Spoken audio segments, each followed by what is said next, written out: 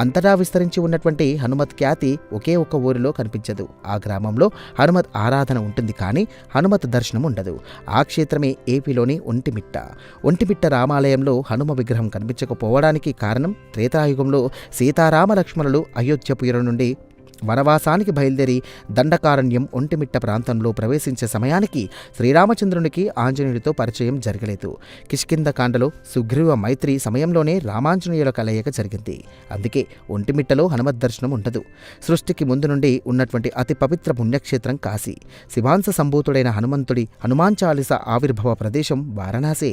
హనుమంతుడి రామభక్తిని, ధైర్య సాహసాలను, సద్గుణ సంపదను ప్రశంసిస్తూ 16వ శతాబ్దానికి చెందినటువంటి భక్తాగ్రేసర మహాకవి సంత్ తులసీదాసు హనుమాన్ చాలీసాను కాశీ పుణ్యక్షేత్రంలోనే లిఖించినట్టుగా కాశీ చరిత్ర చెబుతుంది.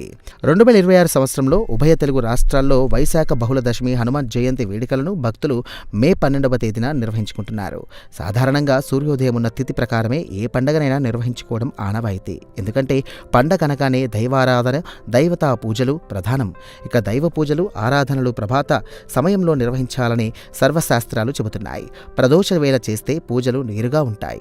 తిథి అటు ఇటు పడిన సందర్భాల్లో కొన్ని పండవల ప్రాధాన్యత అలాగే విశిష్టతల దృష్ట్యా సూర్యోదయ తిథి కాని రోజున చేసుకుంటారు.